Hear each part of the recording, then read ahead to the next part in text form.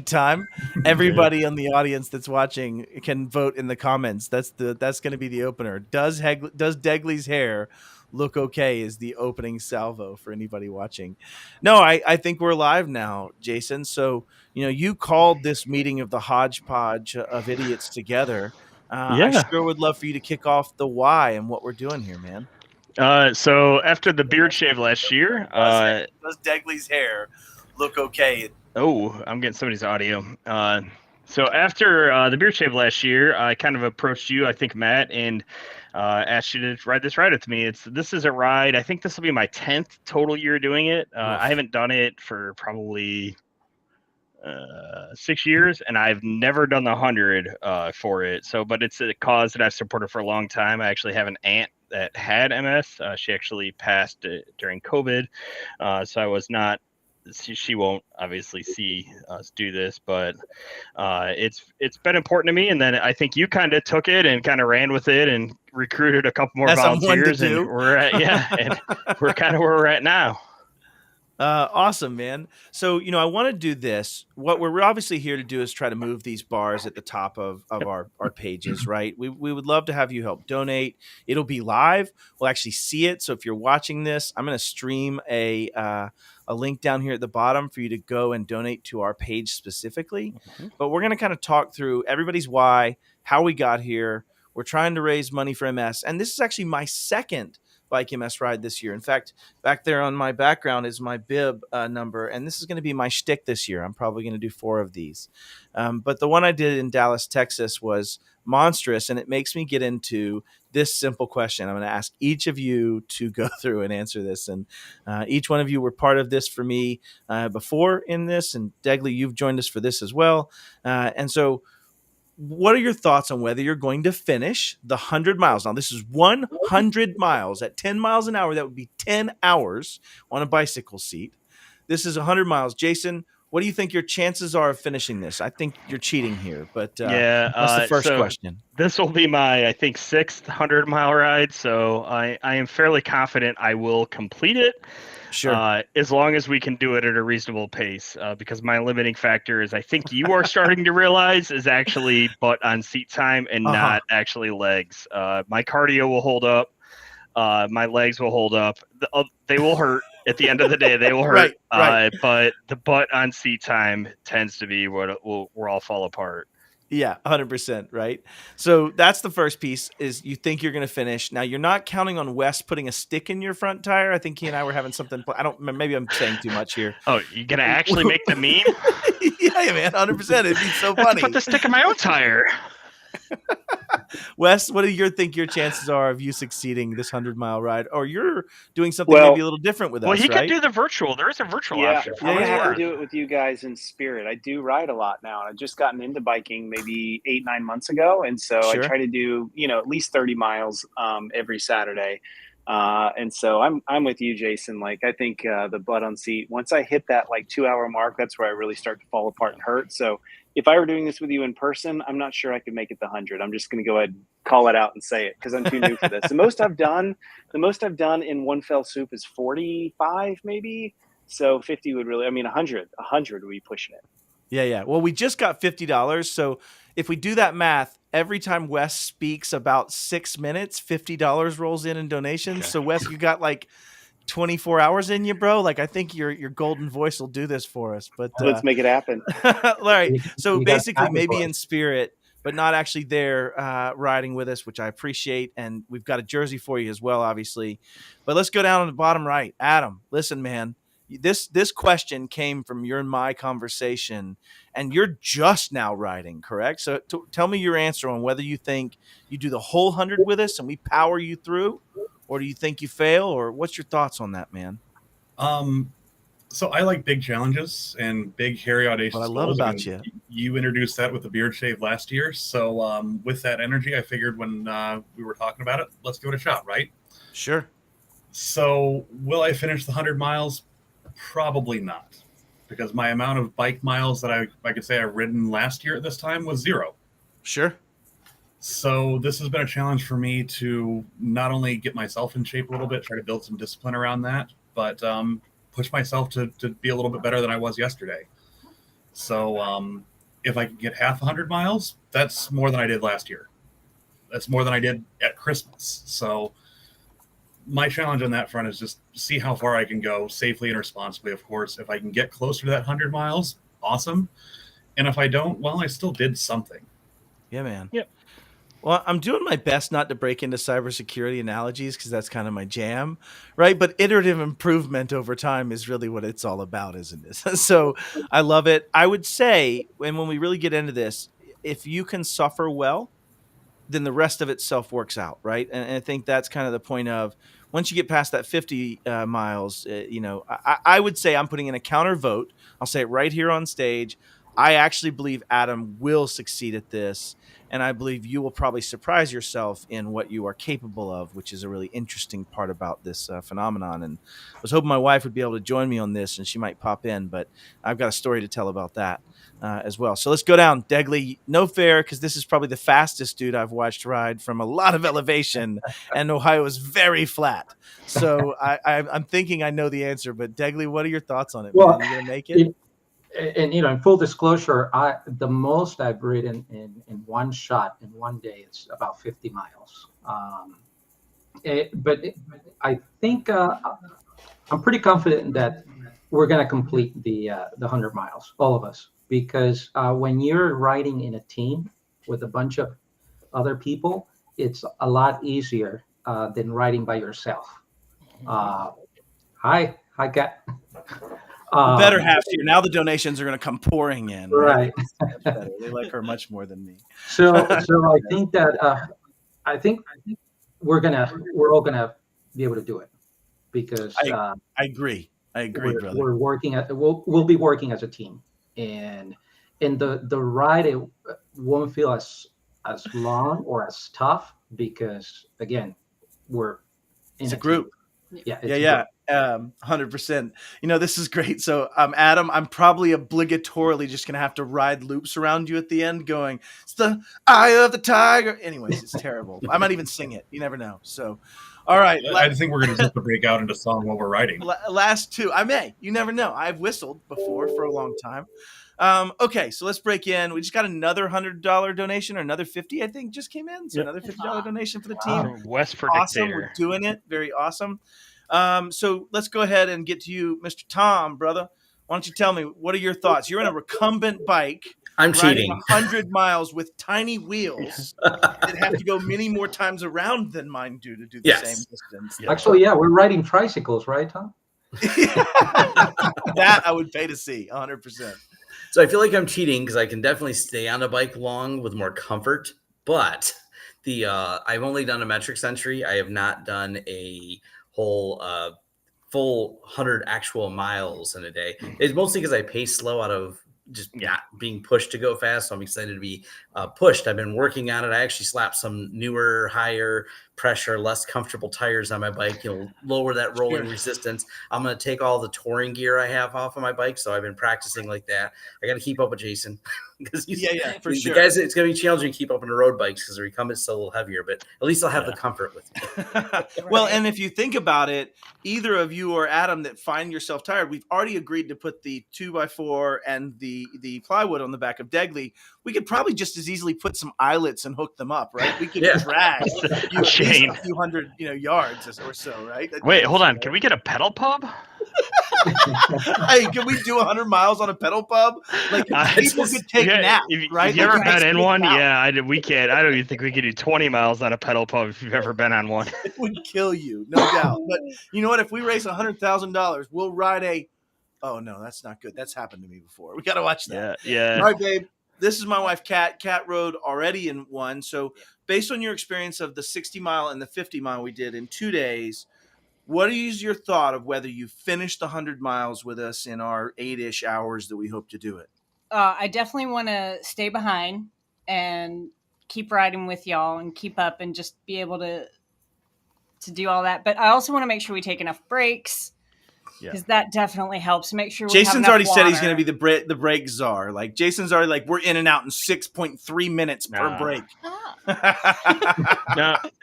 So the ride is well supported. I think there's like 11 rest stops on the 100-mile route, right? So normally, if we do it the way I've normally done it, we will for sure skip the first one. So we'll go 20 miles without stopping. We'll stop at the second one for sure. Depending on how we're feeling, maybe we skip the third one, right? But after lunch, we stop at every one of them because you're gonna need it. Yeah. It's definitely a caloric race at that point. We'll touch on that in a minute. So, all right. So you think you're going to succeed? Is that the outcome of that? I am. All right. And that's even better, right? So that's awesome. And to put this in perspective, like for me, do I think I'll succeed? Yes, I actually suffer extraordinarily well. And so that's one of the things that's a key tenet of succeeding in these type of situations. Mm-hmm. But I think that's the point that brings me to my next round of questions I'd love to do. I'd like to take a sec, though. Jason, you have eyes on people donating. We're up to like 3,200 as a team now. Yep, 3,285. Just in the last little bit. Do you want to call out some awesome humans that maybe haven't chatted but have put in some donations? Matt Hodgepodge, Matt Hodge, $50 from him. $50 from Wes for Dictator. Wes for Dictator. I can't imagine who that was, but we should. That person's in places. Does that count as campaign funds? And do you have to track those in their source in some form or fashion? Or does the Dictator care about that if you win? Maybe I'm delineating too far. And we got $150 from Darren Carollo. He's also got a second donation. He's got $343 total in two donations. So I don't know who else he donated to. It was to my earlier ride or Kat's earlier ride, I believe, potentially in Dallas. Yeah. Oh no, it's 193 to me earlier, and then just 150 to the team. So yeah, wow, that's $343 from him. That's awesome. Kat, you have a little bit of a personal story, right, on this. So says we've lost connection. So if we've lost connection, I apologize. Maybe it's restored. God bless Restream gods. You're back. What's your personal connection on this? Why are you riding for MS? That's one personal to you. One of my best friends from growing up, from childhood. She found out, I think, that she had MS, and just trying to help out as much as I can. Fair. Yeah, we get to write that on the wall, and that was one of the cool things about it. Right. Let's go with this next question. What do you think will suck the most mile 95? Because you're already hitting that adrenaline rush of the mile, like you're totally already on cloud. Flat tire. I did have a flat 3 miles. That really sucks. You're not wrong. I can cheat because I can tell you exactly what will suck at mile 99. At the very end of the ride, there is an overpass you have to ride over. Ohio is very flat. This is like maybe 600-foot total climb, and at the very end, you have to ride up and over an overpass. It's like a test of wills. I'm walking it. I would say when we did this on the bike in Dallas, it ended at the library in DFW. And if you've ever been there, it's a straight uphill for about 3/4 of a mile, and then a false summit. So you turn the corner and have another one of those to go up behind you, right? So you're like, yes, I'm at the I hate you. Yeah, so that's fair. Wes, what do you think is going to be the worst riding virtually 100 miles? Is it going to be the air conditioning that's the real problem, or that leather chair really chase you? I will not be on the Peloton. I will be outdoors with you. So it will be the hot, sweltering Florida sun that will destroy me. That is brutal. Yeah. There's got to be a factor on that. Like 82 miles is equidistant in that kind of heat, potentially. Yeah. It's going to be terrible. It's going to be really hot. Like I can't describe how hellish it's going to be. Yeah. It's the at least you're going to be suffering like us. Yes, but I'll be dodging through alligators, so that'll give me the drive to get through it. That's cool. And I think Jason's right. I think there is a digital version that's virtual that you can sign up for and be on the team riding virtual and be in your jersey. So totally doable. All right. Same question on down. Adam, this is new to you, so I don't think you've gotten some of the fun stuff that happens post a few 20, 30 miles or so. But what do you think is going to be the worst part of if you do finish, or even if you get in that upper 60, 70 mile range? Trying to walk the next day. Yes. Oh yeah. 100%. At least we've agreed to not do day 2, so we don't have to get back on the seat. Yeah, that is true. That is the hard part. That part. was the worst part about the 2-day, the 50 then 60 was you did a 50 and you're already recovering, you're already in pain, you've already got sore spots, you're already, nursing things that are trying to heal. And then here you go, do it again. Yeah, 100%. So I agree with that. Aren't we going to celebrate with some nice drinks after? Oh yeah, we're totally going to Put in Bay. Yeah, that should take care of the soreness and Oh yeah, yeah. For a little while. So what do you think in your mind, Degly? You've done these type of rides. What's the worst part as you're going through it in there? Actually, I think it's going to be the last few miles, 5 to 10 miles that you're almost there and your legs are burning, your legs are cramping. I think that's going to be the worst part. And but the rest, maybe Jason, you said 11 rests or 12 rest points, right? Yep. Maybe we can take a good rest at the 80-mile point and recuperate and then just ride hard from there. Yeah, absolutely. All right, Tom, what do you think is going to be the worst part in your recumbent chair with your fan and that chain pulling you in front of you with Degly? It's not so much be the pain, but it's that fatigue in the legs and the back sweat. So the downside of the recumbent, even though I've got like a very interesting seat, there's actually a spot where the water comes out on the back, and that's what it's for. It's sure. You don't want to sit in someone else's recumbent seat because you're just laying in the wet spot. Oh, that's disgusting. Nasty. Yeah. So that's kind of it gets a lot because that little bit of extra circulation on the back, you kind of miss that on a recumbent. You get the comfort, but then you're a lot wetter than you expect. Yeah, fair. There's not as much breeze back there, I'd wager. Yeah. All right, Kat, what do you think your worst part's going to be at that 90-mile range, at that getting close to the finish? What's the suffer you have to live through? It's going to just keep pedaling. It's going to just having to keep moving my legs and going, I know I'm so tired, but we're almost done. Mm-hmm. Yeah, 100%. Well, for me, it's like, when you think about it, I'm a fat guy. There's a great thing about being a fat guy in that I always have a ready supply of fat that I can convert while necessary, right? So when you get past that first 20, 30 miles, you have this ability to start converting fat. For me, at the 80 and 90 mile, which I've only ever done 86 miles, so I've never done 100 before. This is my first time. But when you start getting in those you have this like titration of body efficiency where I can't keep enough salt in, I can't get enough water in, I can't get rid of enough lactic acid. Even though I've got all this ready source of energy, at that last 10 or 12 miles, it's pretty much just grit and knowing that you're burning more cellular energy than you can replace. Your knees start to hurt, your joints start to hurt. You get into points where you're like, every pedal sucks. And for me, I think that's the worst part is those cramps and not getting enough salt in the muscles. And maybe that comes from, again, that being a fat guy and have a lot more miles of capillary beds that I have to transfer blood and things through.